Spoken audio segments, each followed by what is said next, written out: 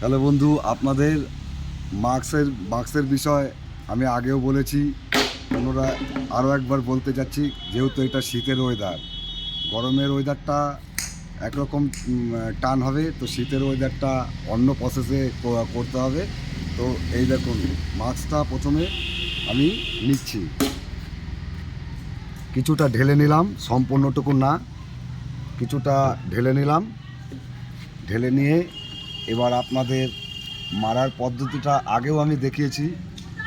মাছটাকে গরমে যেরকম একটা প্রেসার দিয়ে মারবেন, তো শীতে সেই বেশি প্রেসারটা নেবেন না। তার কারণ শীতের টানটা একটু কম আছে, অর্থাৎ শীতে একটু টানটা কম আছে, তো প্রেসারটা মিডিয়াম থাকবে। তো এইভাবে খাইয়ে যাবেন।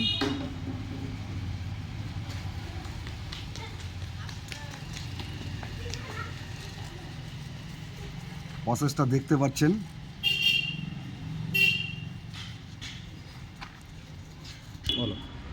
আমি কিন্তু প্রথমে এটাকে 3-4 কোট ছেড়ে খাইয়েছি, মানে ছেড়ে বলতে যেটাকে অ্যাকচুয়ালতে বলা হয় মানে লুজ করে খাইয়েছি।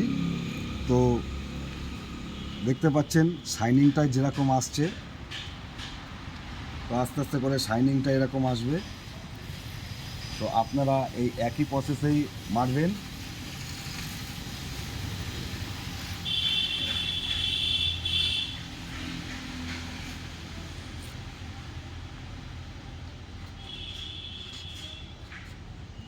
যদি আপনাদের মনে হয় যে শাইনিংটা প্রচুর পরিমাণে করবেন, অর্থাৎ পিউ পালিশের মতো, তো এটাকে একটু লাস্টে থিনার দিয়ে নেবেন,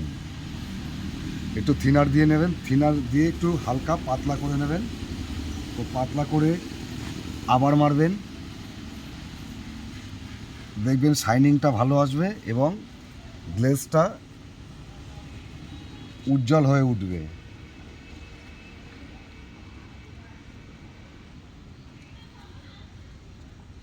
দেখতে পাচ্ছেন। তো এইভাবেই কাজটা করবেন এবং টেকসই এবং লংজিভিটিটা খুবই ভালো থাকবে।